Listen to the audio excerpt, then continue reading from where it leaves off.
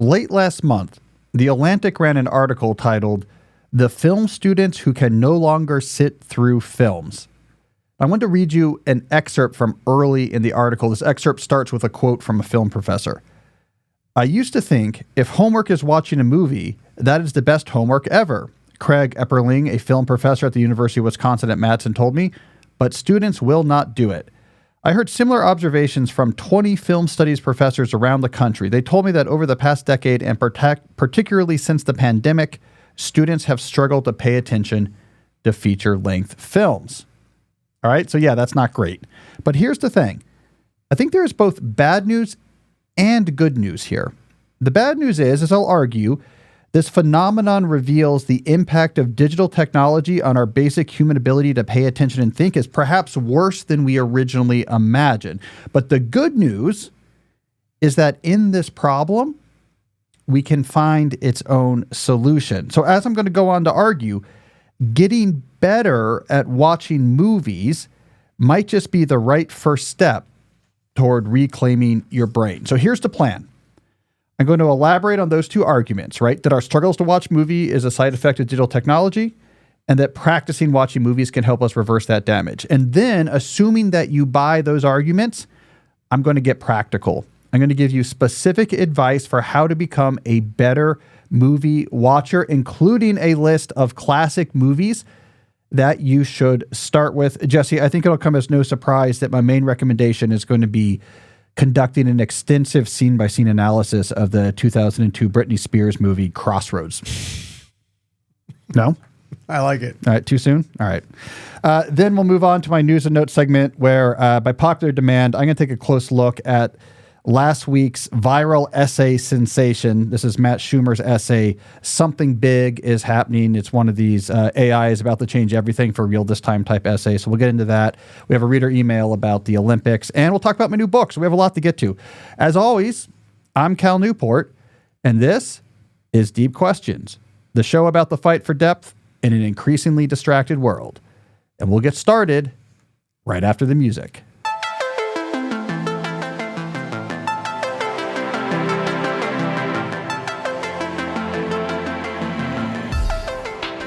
All right, so to start our investigation here, let's look a little bit closer at this problem of people having a hard time watching entire movies. It's not just film students, and it's not just the people that The Atlantic talk about. If you start poking around on the internet, you can find a lot of evidence of people having the same issue. I was looking on the R Movies subreddit, and I found a bunch of people on there who are giving similar complaints. Let me read you a quote here. This comes from a Reddit post. "This might just be me, but for a while now, I'm struggling to decide which movie is worthy of watching than actually sitting and watching it. I can watch it in the movie theater, but for some reason, I just can't watch it at home. I end up watching Seinfeld reruns on TV. I don't know what's wrong with me." All right, here's another quote from another post from the movie subreddit. "When movies are over an hour and a half, I struggle to continue whether the film is really interesting or not. I just get bored easily and have to watch them in 2 parts or even 3. And I even avoid watching films if I see they are too long." All right, we have more evidence that this is a problem. We've been getting reports that the major streaming services have started changing the way that they make original movies to better match their audience's reduced ability to pay attention to them.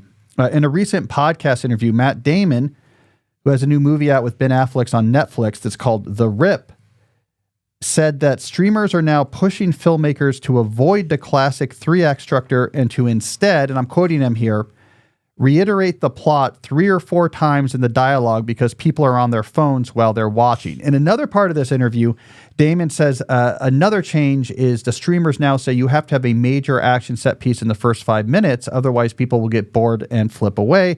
This is very different to the way that we used to make movies where you save the big action sequence for Act 3. People aren't going to last that long anymore. I couldn't help when I was thinking about that idea that you have to have the major thing happen in the first 5 minutes. I couldn't help thinking about the making of The Godfather. I'm reading another book that talks about this recently. And an interesting tidbit about the making of that movie is that nothing major happens with Al Pacino's character of Michael Corleone until about an hour and 15 minutes into the movie where he shoots Captain McCluskey. And so Pacino, rightly looking at the full duration of this 3-hour movie, said, I need to play Corleone very sort of quiet and meek.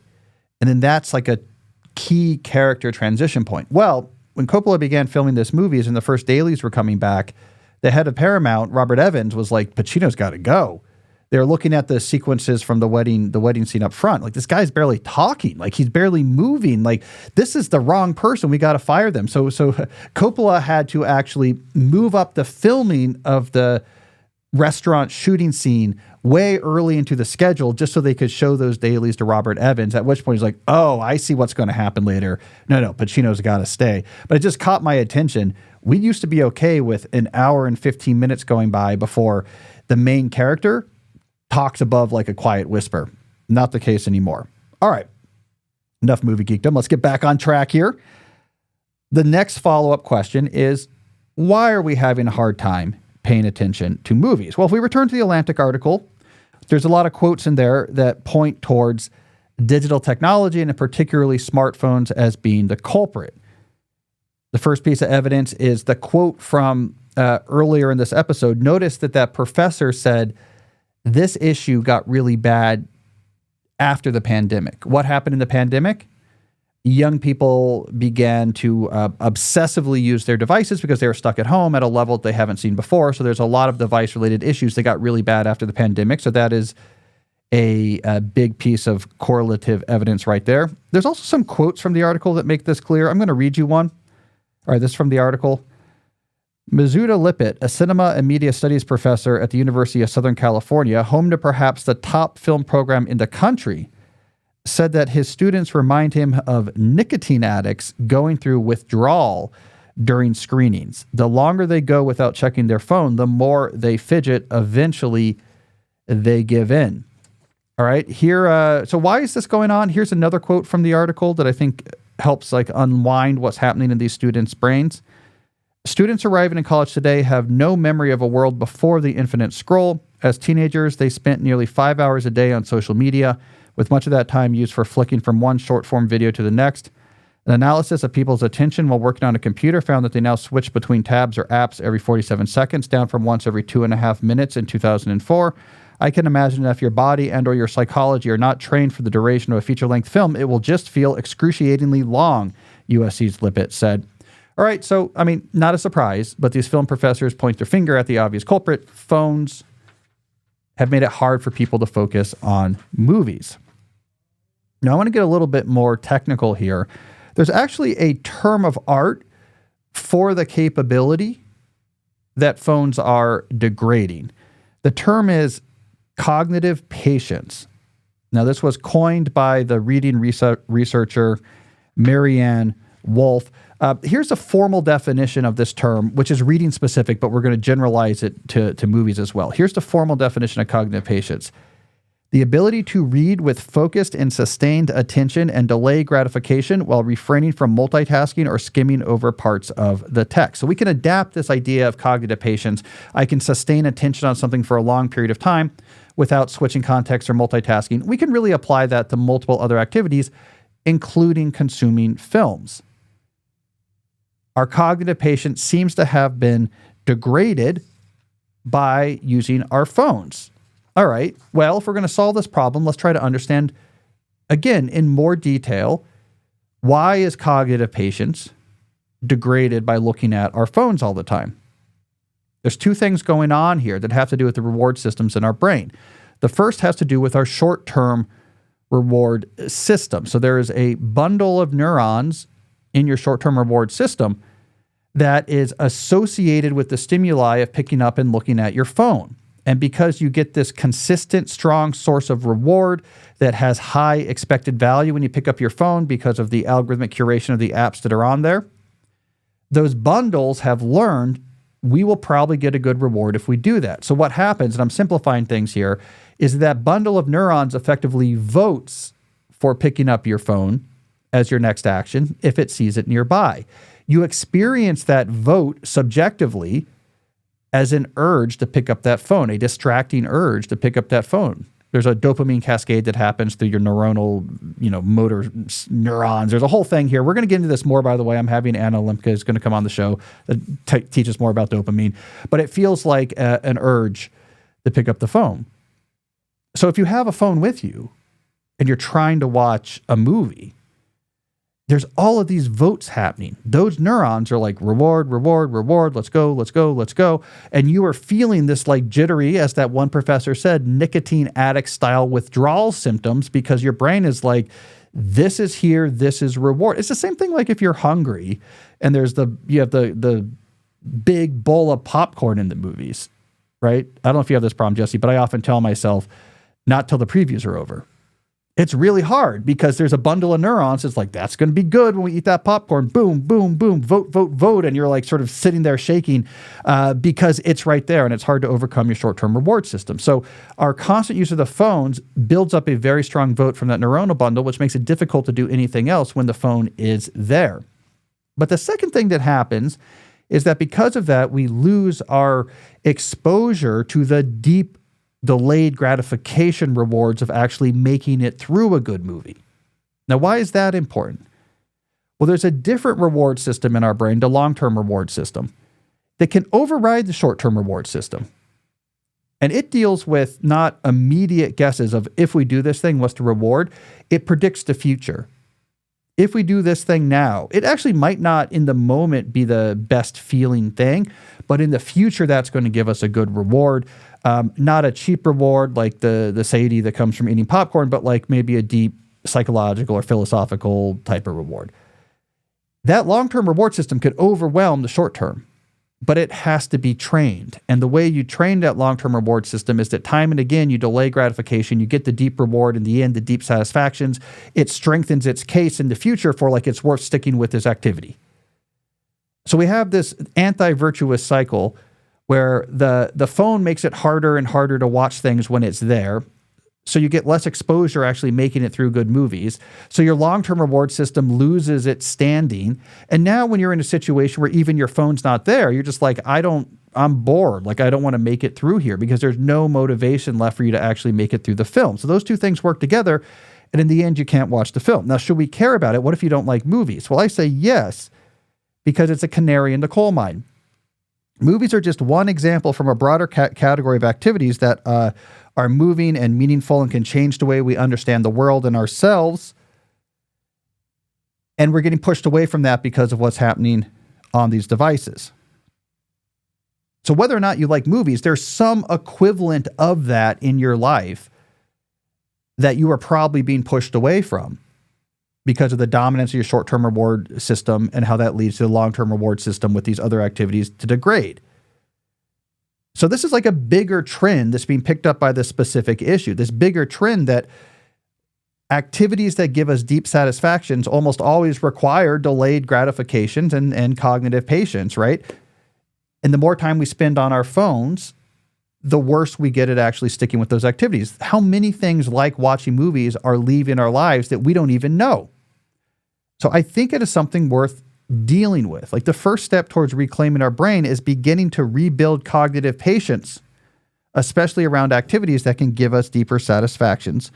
And I think movie watching is a great first tool that we can use. So here's my physical analogy, right? I mean, I think about the ability to make it through a good movie. We should think about that like if you're new to running, your ability to actually like complete a 5K race. It's like that first milestone you want to get to that says, I am now starting to reclaim my brain.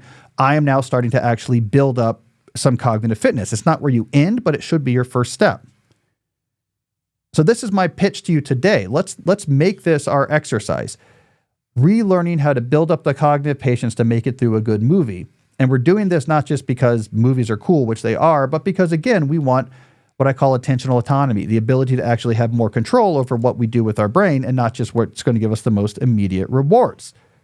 Let's take a quick break to hear from some of our sponsors. Look, it's easy to work on your health in January when you're still motivated by the new year to get up and go to the gym or make all those kale smoothies. But now that we're in February, that motivation is starting to dissipate. The practices that are going to stick are those that you're able to make into a habit.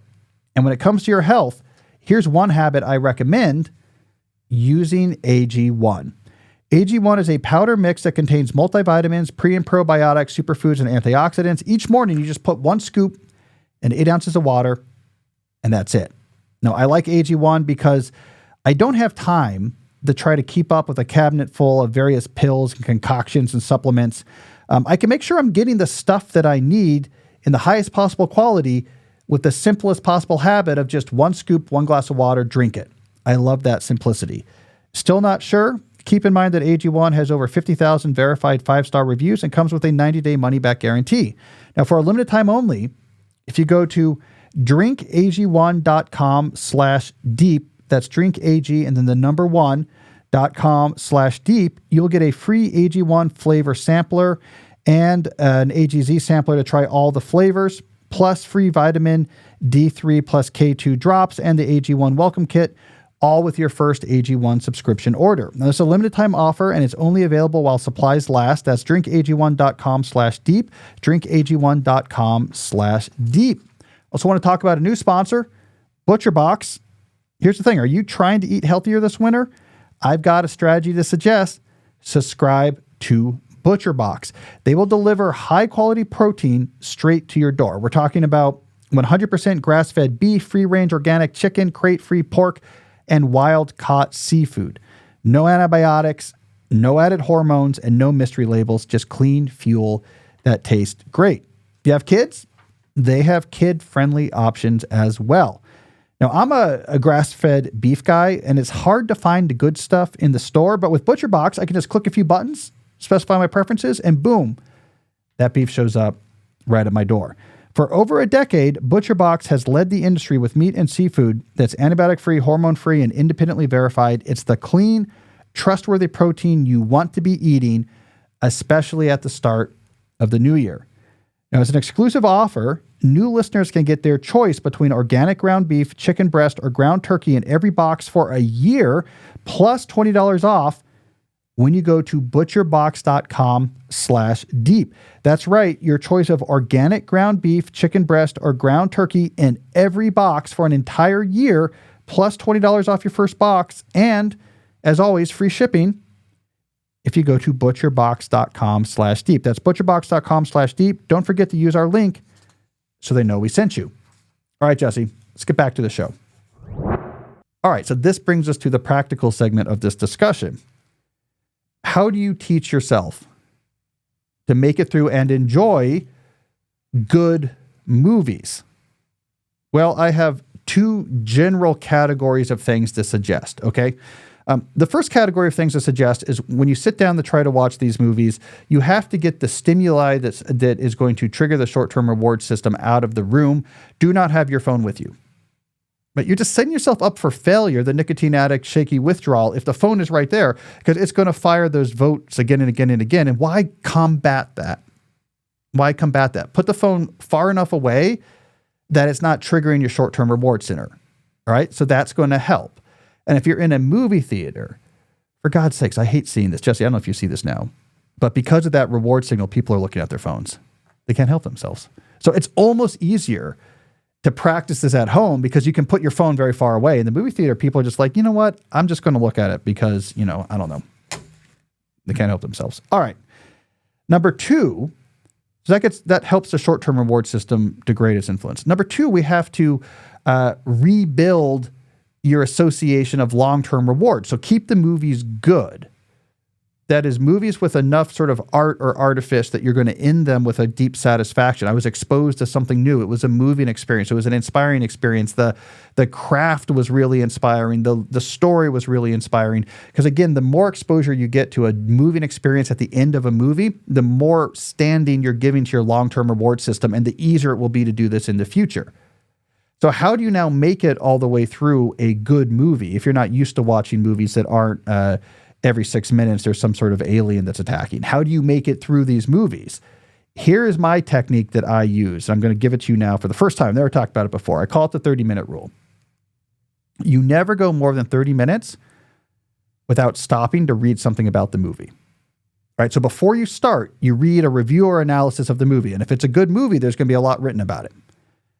So, I kind of understand. Why do people like this? What should I be looking for? Great. You watch 30 minutes, stop, give your brain a little bit of a break, read another review or analysis, start it up again, go another 30 minutes, stop, read another review or analysis. So you're always repriming your brain with ideas about why this movie is good, what you should be looking out for, why people liked it, and just increases its attractiveness or salience to your brain. It makes it easier to pay attention, and it amplifies the rewards you get out of it. I am not a big fan of this movement of like exposure to art.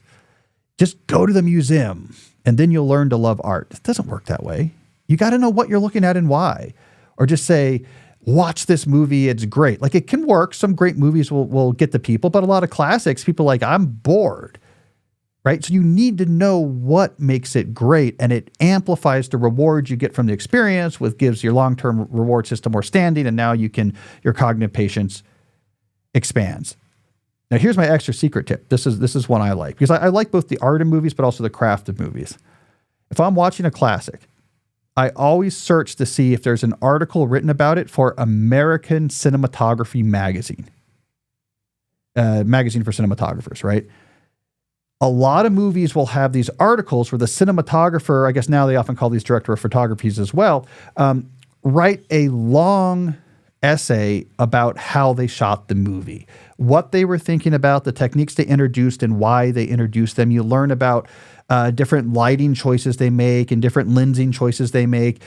I always come away from those articles with this, like, I see the movie through a different light. I'm like, oh my God, look what they did in this scene. This is great. All this amplifies reward. All right, so that's what I'm going to recommend. What should you watch? Okay, you know this, Jesse. I can't do top 10 list. I'm like, there's a word for this. Like, I can't rank things. I can't say what my favorite things are. So I can't tell you, like, these are the 20 best movies or the 10 best movies or whatever. But I just went through and I listed. I was thinking through, like, if someone was like wanted to get into watching good movies, what are some movies I would recommend? And I just threw a bunch down that these are all movies that are meaningful to me. And I think they have like really clear sources of value if you do my 30-minute rule and read about them or why they're important. So I have these in rough chronological order here. On the older side, consider watching M, the German Fritz Lang movie about actually, it's not a very cheery topic, Jesse. It's about I guess like a child's abducting serial killer, but it's from the 30s. So atmospheric. It's kind of touches on German expressionism. So many like innovations in it. It's actually a really good movie. Watch Citizen Kane. Citizen Kane kind of fell out of, I'm obsessed with this movie. It kind of fell out of favor because what happened is a lot of people watched it were like, what's so great about this? What you have to do to understand it is watch another movie made that same year. You're like, oh, this is great because Wells invented like all of these techniques that now we're used to from sophisticated movies. They weren't in the movies before it. I mean, he has nonlinear narratives. He has these sort of the types of cuts, these type of tracking shots, his use of long focus, his even like little things like I'm going to build a ceiling on this set because I want to be able to shoot low. And they actually had the floor of the set up on a platform so a cameraman could be down in a pit. But to shoot up, you have to have a ceiling. And so they built a fake ceiling on the set.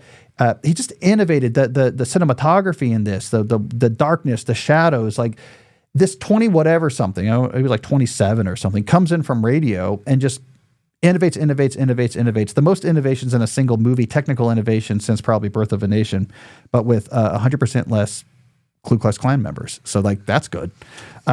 So I'm a big Citizen Kane fan. If you can watch it with the audio commentary, that's worth it. You got to watch John Ford. You got to watch The Searchers. You got to watch Vertigo by Hitchcock. You got to watch The Good, the Bad, and The Ugly. I think that's my favorite Clint Eastwood from that period. You got to watch Bonnie and Clyde. Read about Bonnie and Clyde before you watch it. This introduced New Hollywood. Read Pauline Kael on it. Read Ebert on it. I think Bonnie and Clyde, there's a famous review, I don't know if it's Morgenstern who it is, who didn't understand it because Bonnie and Clyde, this is Warren Beatty, Hackman's in it. It was bringing like a European style personal filmmaking to Hollywood just as the studio system was collapsing, right? Like we went from The Sound of Music to Bonnie and Clyde. It's a European style film in the sense that it's more personal, it's more nihilistic, it's playing on like emotional realism or whatever. And there's a famous review of it that's like, this is garbage. And then they had to go back and write a new review. Like, I was wrong. Actually, this is a classic. So you got to watch that. You got to watch Jaws, arguably like the platonically perfect movie of the 20th century. Then you got to watch some of the new Hollywood 70s, some other naturalism rich movies. I would suggest Dog Day Afternoon is good. Sidney Lumet. You got to watch Nashville, I think is very good. You listen to the Robert Altman working with these multi-track recorders that have overlapping naturalistic dialogue. I also like McCabe and Mrs. Miller, speaking of Beatty, which is like another Altman movie of that era. It's like a realist naturalist reinterpretation of a Western. Watch that after The Searchers. Now that's a cool double feature you're going to get right there. Taxi Driver. I mean, it's an unsettling movie, but man, the camera work in there, the confidence of that movie. Let's go modern, like 21st century. Dunkirk, I think, is a masterpiece of writing and filmmaking. I think I've been pushing Zone of Interest. Not a very cheery movie. Takes place right outside the gates of Auschwitz. So I guess you could double feature this with Fritz Lang movie. I think it's a masterpiece. There's a lot about that movie. It's so original, the way that it was like crafted and constructed. I saw it in the theater. I think it's fantastic. If you want something that's in the theaters now, the best thing I've seen recently is Marty Supreme. It's one of the Safdie brothers. Fantastic. Kind of, again, you got to read about it, right? It's commentary on the American experience, on capitalism, on the tension between ambition and family and where we come from, and is beautifully shot and acted, and the energy. It's just like a really well done thing. All right. So I don't know. I'm leaving out all good movies, but that's a place to get started. What am I missing, Jesse? I mean, Crossroads should be most of your time. I saw that in the theater. And got yelled at by the people behind me. What happened? I was making fun of it so much that at the end of the movie, they were like, "You ruined this for us because you wouldn't shut up." And I like, it was so bad. Like, you should have been on your phone, so you were distracted by me. Yeah, that's the problem. Nowadays, they wouldn't have noticed. They would have been on their phones. Oh, man, what am I missing? Well, Robert Duvall just passed away. Yeah. Okay, we got to do some like Duvall. So I was listening to a lot of commentary on him. Yeah, you got to watch Apocalypse Now. There's such great, beautiful remasterings of that movie. It's visually beautiful. That's a fantastic movie. Colonel Kilgore, that's classic Duvall. Godfather, it's 1 and 2. It's like out of favor to say that's good. It's a great movie, and he's great in that. He wasn't in 3 because they weren't going to pay him enough. Yeah, and 3 wasn't very good. Yeah, 3 was horrible. The Great Santini, he's very good. And I think Robert Duvall's, I mean, he was in Network too. He was in Network is a great movie. His most challenging role, and hopefully the role that he's remembered for, and the one that you should watch, I think, is his appearance as the father of the Vince Vaughn character in Four Christmases. That's an underrated movie. My wife and I love it's like a 2006 movie, Four Christmases. It's Reese Witherspoon and Vince Vaughn at the end of that era where like you would just put Vince Vaughn in a movie and he would talk fast and it was kind of funny. And Robert Duvall played his like functional alcoholic divorced father. Mad Dog had a critic on talking all about him, and he said that he was offered the Jaws leading role, but he didn't want to be a main guy. Yeah, I know a lot about, I was just reading about it again. Everyone was offered those roles. And you know how Schneider got it? Spielberg was like at a thing socially with Schneider and was just telling him about the movie. And he's like, why don't you put me in the lead? And he's like, you know what? Yeah, that makes sense. And that was that. And that's how he ended up and they put him in the lead. Roy Schneider. All right, we're going to take another quick break to hear from some of our sponsors. Listeners of this show know that in the world of business, I'm a fan of systems that can help organize the efforts of teams. Without systems, work devolves into random emails and Slack messages that distract everyone and lead to missed opportunities. This is why I love Pipedrive, a fantastic sales CRM system for small and medium-sized businesses. Pipedrive is easy to set up and use. Within minutes, you can have your whole team operating from one centralized platform where you can see all of your deals in a visual sales pipeline. You can also connect to over 500 apps from the Pipedrive marketplace so that it connects right into your existing workflow. A new year calls for a new CRM. If you're starting a business or working in sales, I highly recommend you check out Pipedrive. Because over 100,000 companies are already using Pipedrive to grow their businesses, you know that it works. Right now, if you use my link, pipedrive.com/deep, you'll get a 30-day free trial, no credit card or payment needed. I also want to talk about our friends at Grammarly. Succeeding in knowledge work requires more than deep thinking. It also requires the ability to communicate your ideas clearly. Rushed, sloppy, or generic sounding text just doesn't cut it. This is why you need Grammarly, one of the show's longest running sponsors. Now, here's the thing. Grammarly doesn't just help fix mistakes in your text. It integrates AI technology seamlessly to help you write better. One of these features I especially appreciate is the tool's ability to detect the tone of your message and help you automatically adjust it. So if you maybe you're writing something that's too formal, it'll tell you that and it can help you make it sound more natural. Or maybe you're writing an official email and it's too conversational, it can go the other way and help you make that text sound more professional.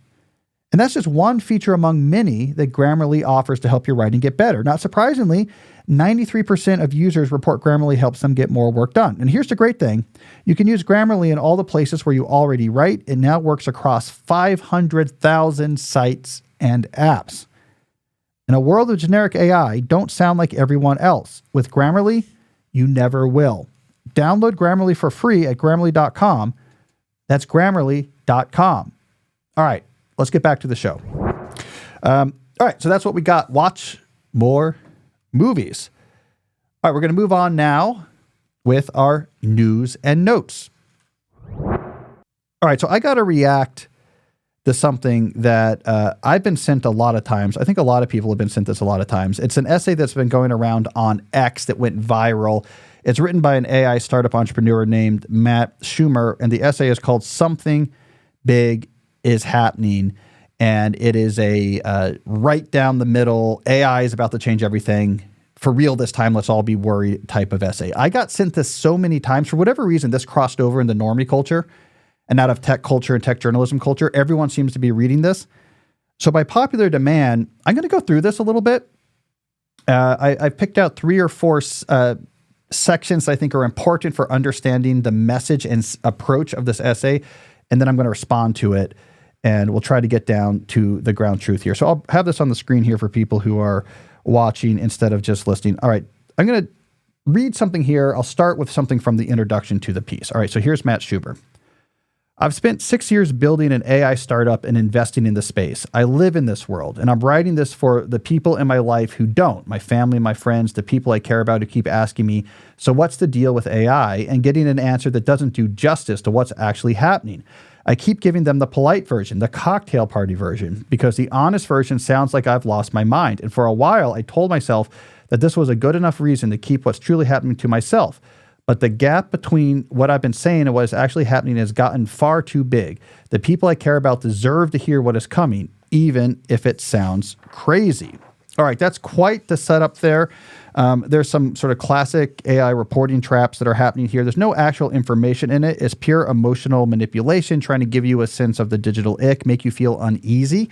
It sets you up for this. What the emotional state it puts you in, if you're not someone who's following AI closely, is like, yeah, your worst suspicions are true. It's crazy what's going on out there. And you know what? All right, I'm going to let you in what's going on. That is a classic, before we get to the content of this essay, that is a classic move. Like, I'm going to reveal to you what's happening and it's worse than you think. I mean, that's like the classic move for everything. Conspiratorial thinking, for radical health trends. It's a very compelling way to set up whatever you're going to say. All right, let's get into the content itself. I'm going to skip ahead a little bit now. All right, here's the first, I think, substantive thing that's said here. For years, AI had been improving steadily, big jumps here and there, but each big jump was spaced out enough that you could absorb them as they came.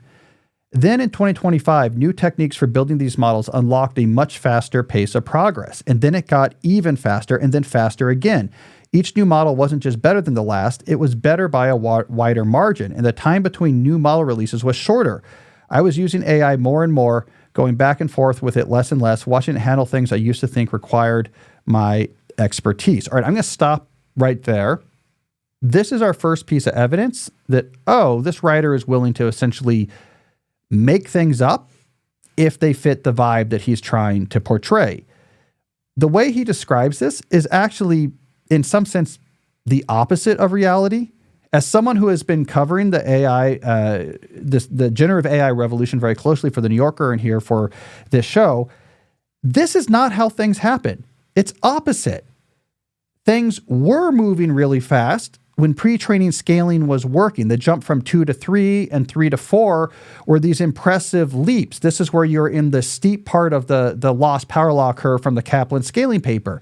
The period he's talking about as we arrived into 2025 is actually when progress slowed down. It became a problem for the AI companies. The general overall capability boost that happened from pre-training scaling stopped happening. And they had to shift instead to a backup plan, which was we're going to do this sort of post-training work on very specific tasks. And we're going to do things like post-inference time compute, and we're going to turn our focus from like general ability improvements that are clearly impressive to any user to instead chasing down these arcane named benchmarks that we can sort of teach the model to specifically do well on. And there was this whole period where this was for users were like, the main thing I'm noticing is like the personality of the chatbots changing, and you were getting incremental improvements on specific activities where they could specifically try to post-train for that activity. It was actually a bad period for growth, not a good period. So this idea that changes were speeding up, most, I would say, close watchers are saying, no, this actually slowed down. And they had to try to find specific areas where some sort of notable improvement could make. They found video generation was one that ended up being a bit of a bust. And then the other place was in computer programming tools. So I think he's extrapolating continued progress on the computer programming tools, which I'll get into in a second, was not exponential, but hard won. With like the models in general, we're getting faster at some sort of bigger pace. It's simply not true. I know it fits the vibe of people talk about Claude Code more, but it's simply not true. All right, so let's read the rest of this quote here. Then on February 5th, 2 major AI labs released new models on the same day. GPT-5.3 Codex from OpenAI and Opus 4.6 from Anthropic. And something clicked. Not like a light switch, more like the moment you realize the water has been rising around you and is now at your chest. Again, these were just continued incremental improvements on these coding-related agents, which I've been reporting on for a while. They've been impressive for a while. They've been making progress in these somewhat frequent but relatively small steps that are built on fine-tuning and other types of post-training that they're doing specifically around programming tasks. There is something like an inflection point where these latest models on certain sorts of like code auto generation, agentic auto generation tasks, like it got just to a level where more and more people were like, I think I can start using this more in my day-to-day. So, but these are kind of technical shifts. And they're very focused on what's specifically happening in programming. So the idea that there's these models in general are exponentially speeding up, this is the opposite of exponential.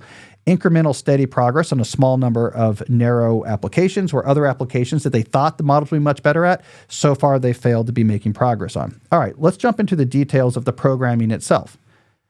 Matt writes, I am no longer needed for the actual technical work of my job.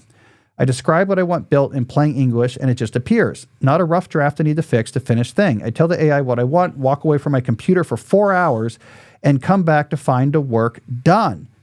Done well, done better than I would have done it myself with no corrections needed. A couple of months ago, I was going back and forth with the AI, guiding it, making edits. Now I just describe the outcome and leave. All right, I'll skip the final details here.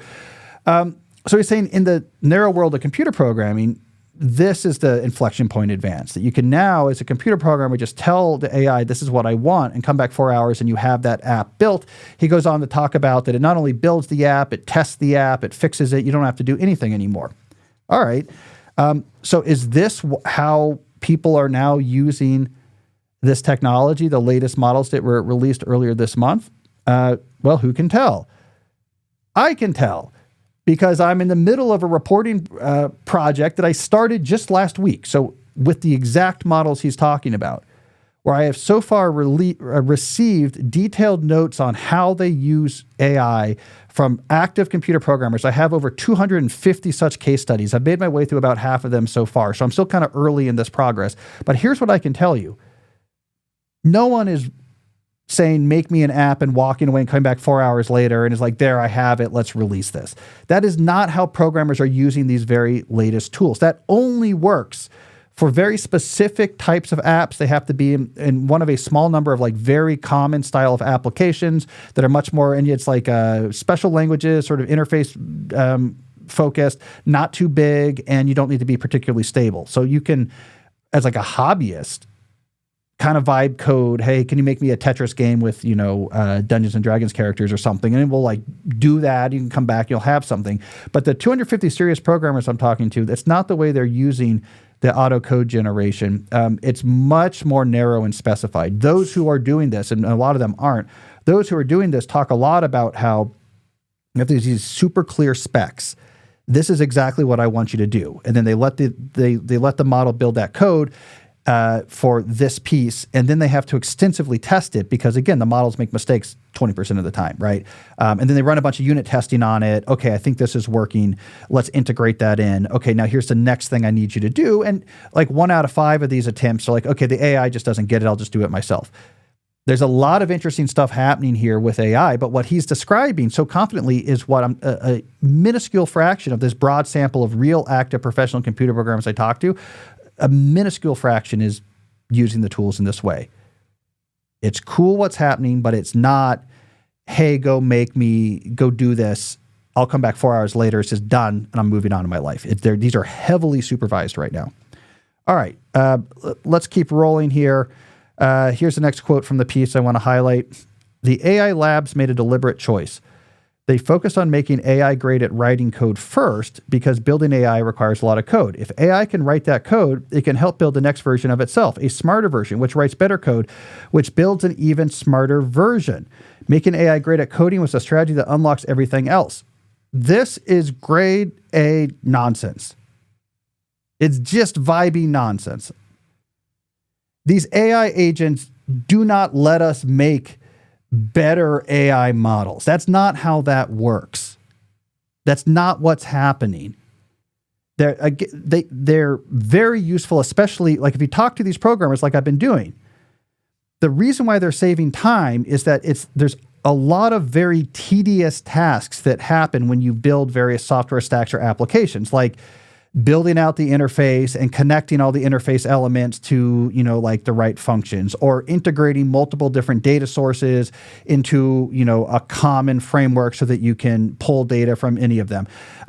This is tedious type of coding, especially if you're not an expert at exactly, like you haven't built 100 of those type of apps before. And it takes people a long time because they have to look up, oh God, what's the library call for the button? How do I access this sort of data source here for this? What's the call? What do I have to import? And this type of stuff, these models can do automatically. They know it already. You're like, God, that's saving me so much time. It's so tedious. I don't have to do the tedious thing. What they cannot do is like invent a new model of intelligence, improve the fundamental mathematics of like machine learning, build us a better model for AI than we've ever seen before.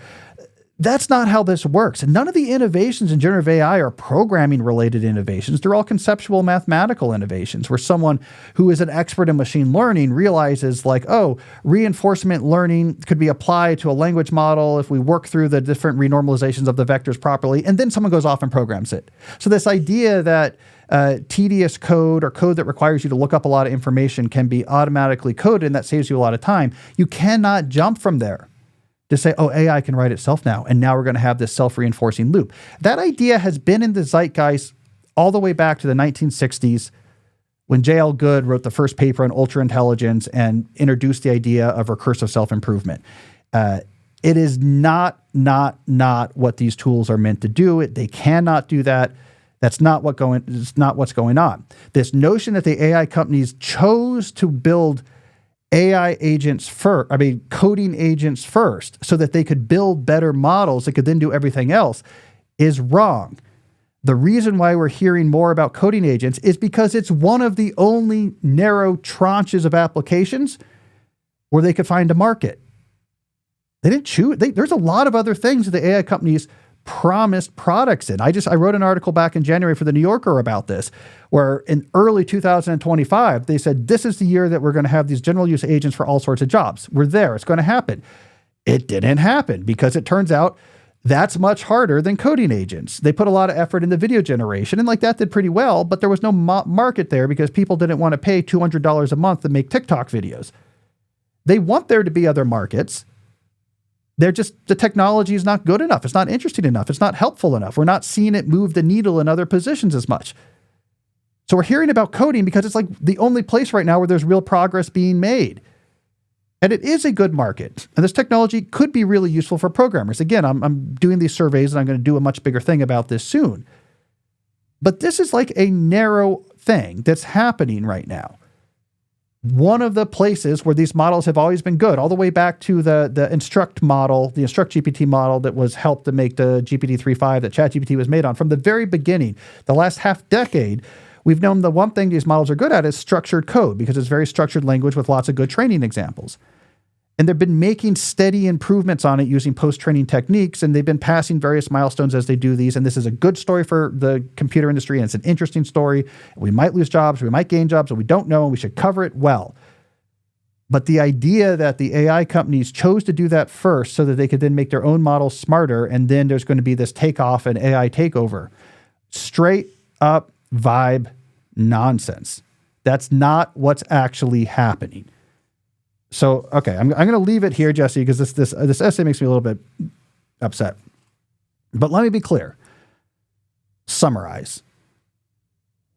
There's struggles with the AI industry. Post-GPT-4, the failure of Project Orion, the failure of the Behemoth model, the failure of the Grok 3 failure where they moved to 100,000 GPUs for training and didn't get big improvements, the shift towards post-training, more incremental improvements, and benchmark chasing. I've written about this. Look at my article last August for The New Yorker for more about this. This is the portrait of an industry that's not like it's failing, but it's also not going gangbusters. This is why right now the investment community is like a little bit nervous about the stocks for the big AI companies. Like we need to see where your big revenue is going to come from, and we're not seeing it yet. It's like just a mixed story. It's a cool technology. They're trying to find markets. They're finding some niche markets, customer service, video production. That's a pretty small market, but there's good stuff there. And in programming, they're pretty good at programming, and they've been making steady incremental progress. And the tools are now good enough now that it's beginning to affect the actual workflow rhythms of non-trivial percentages of programmers. And that's a cool, interesting story. This essay is about a science fiction dream. This is not an inflection point for most people if you're not a computer programmer. This is not from here we get some rapid takeoff. From here, everything changes. And I've seen article after article after this essay came back, including one, if you read my newsletter today, you can get it at calnewport.com. I dissect an Atlantic article that does so much vibes on exactly this. I just don't think that's an accurate way to think about this, all right? Interesting stuff is happening to computer programming. This is not an inflection point that AI is about to rise over our heads and change everything. Again, it's a task for which these models are supremely well suited, and all this progress has been incremental, but steady as they continue to refine and update, because it's the only place where they're getting non-trivial monthly subscription fees right now is honestly in that space. So I don't want to say nothing's happening, but also I think this essay is it's alarmist. And I think he gets the technology wrong, and he mixes truth with fiction and makes statements confidently that just aren't right. So there's a lot of good reporting out there about AI. This is not it. You could ignore this one. So I don't know. There you go, Jesse. Did you see that essay? Everyone sent me that essay. I did not see it until I saw it in the script. I mean, he wrote it in part with AI, and you can tell. I don't know. The other story here is these essays on X going viral is like definitely, I think, a thing of the winter of 2026. And obviously that opportunity is going to get saturated and go away. But remember that Dan Coe essay we did? That was also one of these X essays that went viral. So I think we're in this moment where like you can go viral on X doing these long form essays, and I bet it's not going to last past March. It's going to get saturated, and then that opportunity is going to go away. But man, how many YouTube videos do you think are being made right now about how to go viral with your X essays? There's probably so much content about this. I know. I don't know. I don't like to think of myself as an AI skeptic, but like I see myself as an AI realist. I really want to ground everything I do in what's actually happening. I don't like this vibe approach. Well, I love the fact how you referenced on an earlier show as well that you're doing all the reading with your students from the past, and you see all the recurring themes. Yeah, I'm the doctoral seminar I'm teaching on superintelligence with AI doctoral students. Yeah, these themes are very powerful, and they've come up again and again and again.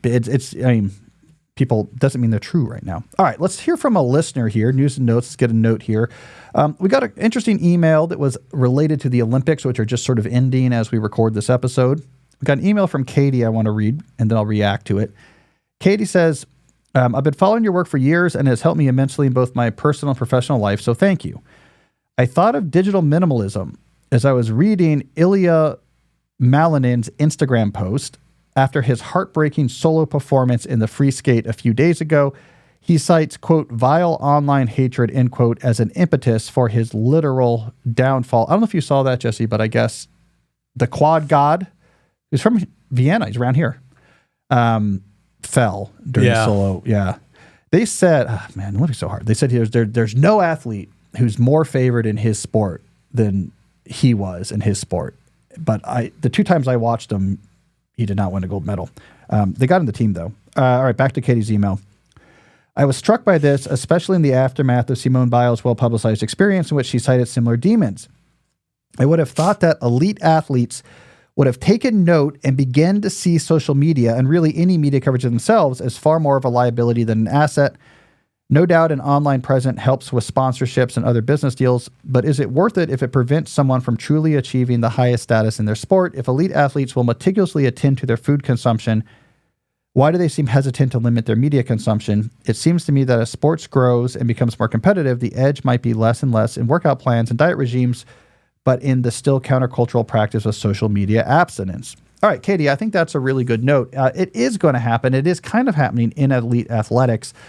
The coaches in the front offices are realizing this. I've had conversations with like multiple GMs from the NBA. I talked with like the head of a internationally ranked rugby team.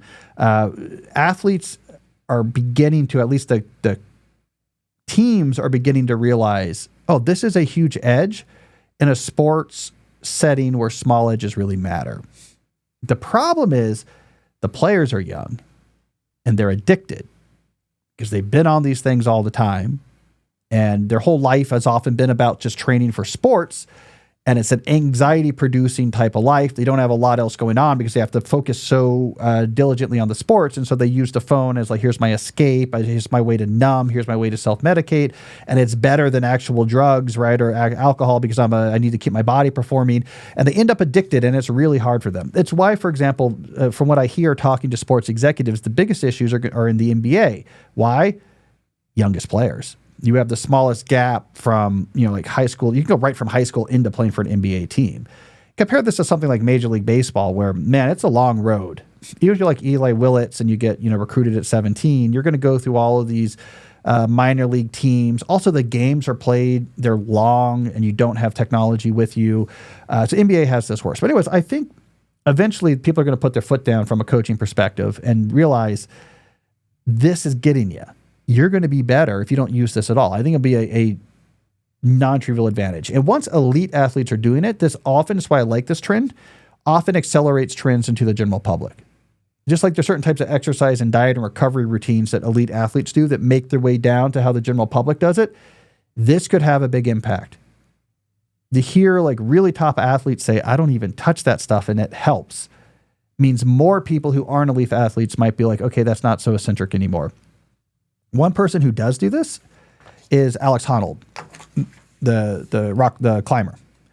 He's talked about this a lot because for him, it's not just if I lose a 5% edge, I'm going to have a bad performance in a basketball game. It's like if I lose that edge, I could fall and die. So he goes on like a very long period in the lead up to his free solo climbs where he doesn't look at a phone, no social media, nothing, so that his head can just get clear and he can get into this like mind space where he can concentrate more. More athletes have got to follow this. I mean, especially like these Olympians, these young Olympians, it just gets in their head. Like, especially if you're like, if you're going to wear what you have to wear as a figure skater, you don't want to be on social media. If you look like you're in Blades of Glory, like you do look like the character from Blades of Glory, like you don't want to be on social media. Just do your quad jumps, So I think Katie is right. I think we are going to see that trend, and I think that's good. Did you watch any of the Alex documentary, him climbing the skyscraper? I watched it live. And then I watched, it kind of was a bummer. I watched a video of a professional rock climber talking about it. And he was like, I can't emphasize how easy this was. He's like, this is not a challenging climb for Alex Honnold. That kind of goes with your theme of, watching 30 minutes of a movie and then reading a review. It did change my experience. Yeah. Yeah. It was interesting. But basically they put it on the rating and it was like a relatively low rated climb. He was like he said you could do this. He's like, if you repeated this 1,000 times, maybe he falls once, but probably 0 times. Like for Alex, it's like for us, if someone's like, I want you to climb this step ladder. You're like, yeah, I can climb the ladder. Like I'm not going to fall or whatever. It's like they said the main thing is just making sure that you had the right, make sure that you're trained up enough that you don't get arm fatigue. Mm-hmm.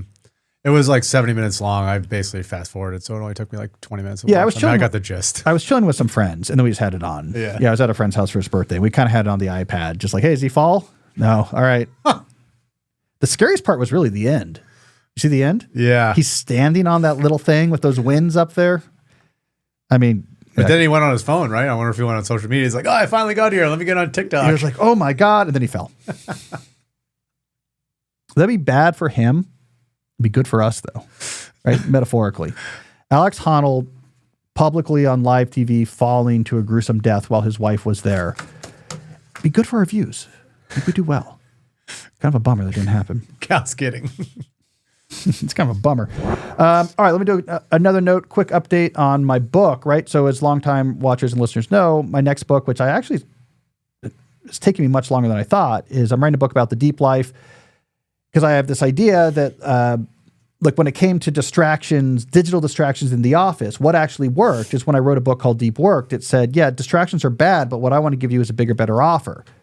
So books that were just about email being bad don't sell as well as the book that was, here's what you should do instead. I realized I needed something similar for our digital lives outside of work. It's hard to tell someone to get off their phone when the life outside of the phone is sort of unsettling or uneasy or anxiety producing or just boring. So you need a bigger, better offer. We don't need to hear more about why the phone is bad. We need to create lives that the phone is not that interesting. So that's what the deep life is. I talk about it a lot on this show. Anyways, the update, Jesse, is I handed in my manuscript. So I finally finished a draft of the entire book. It's in the hands of my US and UK editors right now. There's still a lot of work to be done after that. Like significant rewriting happens during the editing phases, but still symbolically to get a complete manuscript, that's like, all right, I got my arms around it. So I'm pretty psyched about it. Can we talk about the conclusion in your strategy with that, or is that top secret? You mean my conclusion that I haven't written yet? Yeah. Yeah. I feel like the audience would love that. So you're right. I didn't submit the full manuscript. I submitted the manuscript minus the conclusion. But I've done this before because the point is, this is just like a book writing thing, but that's the last thing you write. And typically when you finish a whole manuscript, and I was like, I wanted to get it done before I went on a trip, the conclusion is kind of rushed and they're bad because of that. And I find it's much better to like finish a whole book, step away from it for a few weeks, clear your mind, maybe even get edits back, and then say, I'm going to write the conclusion. And if the conclusion is the only thing you're writing and you've cleared your brain and you're no longer exhausted, then you'll write a really good conclusion. But if it's the last thing you're writing at the very end of like a really hard push, conclusions end up bad. So I handed the whole manuscript except the conclusion. And I said, look, I'm going to take a couple weeks and then I'll tack the conclusion on the end. So that's my strategy. I also leave the introduction towards that was the last thing I wrote before I submitted it was the introduction. Over the summer, when you were abroad for the month, or not abroad, but just away, you had written a part and then had to throw it away. I threw away a lot of that book. Did that happen multiple other times? Like I've thrown away a lot. Is that typical with books, or it just depends for me? Mm-hmm. This one I've thrown out as many words as I've written. Like as I just submitted, I've thrown out at least that many words. I mean, there's a lot of that. The first approach to the book wasn't right. So I threw that out. The second approach was the right approach, but the way I was writing it wasn't right. So I threw out a bunch of that. Some of that stuff I salvaged and could use in other places, but a lot of throwing. Brandon Sanderson has a good quote about this, by the way. You might know Brandon Sanderson as the author of Name of the Wind. Actually, my middle son is reading a lot of Sanderson. Oh, nice. He just finished the third book in the Mistborn. I told him about the storm something. I don't know what Sanderson says. Well, the storm something, Way of Kings. I don't know. But his other like major like epic one, he's like, oh, I got to read that. But I was listening to Ferris's interview with Sanderson again, which is like a great interview. And he said, this is the big divide between amateur and professional writers. Amateur writers don't like to throw out chapters. And professional writers do it all the time. It's like, I guess I'm a professional because I threw out a hell of a lot of chapters. It's like, this is good writing, but it's not the right writing. And then you got to throw it out. But I think this book's going to be good. It's a handbook. I mean, I really wrote it like a handbook. I mean, it's like, it's practical, it's linear. This builds on this, builds on this, builds on this. It's really meant to be, let's talk about cultivating a deep life so your phone's less interesting as like a engineering challenge. Like, let's be like very systematic about it. So Slow Productivity came out in 2024, I think in spring. Yeah. When do you think this one will eventually come out? A year from now. So spring of 2027? Yeah. Okay. Yeah. And then you'll do like a book tour and everything? Yeah. Similar to this last time? Yeah. I will be out and about, book touring it up and doing all of our things. We did a podcast here. We did a live podcast here in Tacoma Park. That was fun. We did Politics and Prose around here. Did you come to that one? Yeah. Yeah, that was fun. Yeah. We got a big crowd. Went to LA, went to Austin. We'll do the stuff. All right. Finally, what am I reading? I finished 2 books on vacation, and I'm doing the count, Jesse. This gets me up to 4 for February because I know you don't trust me anymore, and I'm almost done with my 5th. So we're recording this. What's the date? Like the 18th? I'll finish my 5th probably tomorrow. I believed you. I just wanted to keep letting the audience know. You don't trust me at all. You think I'm trying to pull a fast one. All right. So I finished on vacation. I finished a book I had started before. So we went to the Florida Keys for a long weekend. I finished a new book called Attensify, like ATT, like a mix of attention and intensify. It's like a splashy new like manifesto. It's a collective of academics who are thinking and writing about attention and the attack on attention from digital devices. And this is their big new bold book. It's smart, actually. It's smart writing. Yeah. I actually, there's a couple ideas in there I'll probably talk about, maybe make a future deep dive about. But that was a smart book. Definitely some good ideas. And then the thriller, I needed a thriller to read when I was in the Keys, and I needed to be related to that part of the country. So I found Preston and Childs Gideon Cruz thriller called The Lost Island, which takes place in the Caribbean. It's a little nuts. It was good set pieces. The structure was not great. Like, it was very disjointed. Interesting. I don't want to spoil it, Jesse, but there's Cyclopses. And I didn't think, it's not a fantasy book. Let's just say it's a Cyclops. I have 2 quick questions. Yeah. Would you ever want to be an editor? Or you just don't have any time, right? You'd just rather write? We'd rather write. Yeah. But you talk to editors all the time. Yeah. God bless them. I don't want the job. Because they just have to read all the time, right? Yeah, which seems like it's fun, but I think the frustration would be is like, here's the problem. If you're an editor, you develop fantastic taste because all you're doing all day long is reading. You know what's successful. You know what's not. Like, you're just so good at assessing like what's good or bad. And like 80% of what you read, you're like, oh, this is not great. That's the problem. Like, you occasionally get a book where you're like, this is great, but you know too well why the stuff that's not great is not great. And I think that's got to be, but what can you, it's not your book. Yeah. So you're like, I'll help the author, but like, I would have written this book completely differently. I think that's got to be frustrating. Yeah. Also, they put too much work on editors' plates right now. So it's like, I think I wrote about this in A World Without Email. Digital technology like email changed the structure of the job of being editor in the sense that and personal computers, they added like 7 or 8 more parts of the book publishing process onto the plate of the editor. Like, now, like, you're involved much more and more constantly in marketing and sales and book shipping and fulfillment and the cover design and you're in the mix on everything. And because of this, it's become a much more like admin overhead heavy, like logistical nightmare of a job. Whereas, 100 years ago, it's like you had your manuscripts, you took them to your house in the Hamptons. Like, without the digital technology, there was less you had to have your hands in beyond like working on the books. And editors don't publish more book per editor now than they did pre-email, but they're just more busy, right? So it's one of these things where on paper, they're like, each of these new things email lets editors do makes them more productive on paper because it's, how could it be wrong to have more information or more say on things? But in reality, it doesn't produce more good books.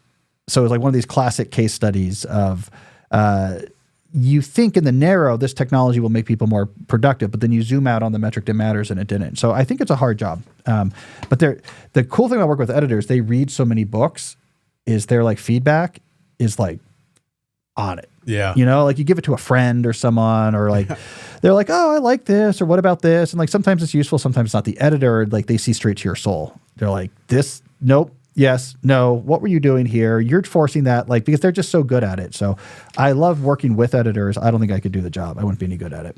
And then last question, did you read the Rogan article in the New Yorker? Rimniks? Yeah. Yeah. Did you read it? Yeah, I read it. Yeah, I got that issue kind of late. So I only read it more recently. Yeah, it's pretty good. I just, we were talking about off air a little bit. The idea of Rimnik listening to like these Rogan episodes where Awful. you know, the moon landing is fake, and like some of the more extreme Rogan episodes, like, oh man, that's funny. But Rogan's a compelling broadcaster, so it's not like the hardest job. I thought it was a pretty good profile.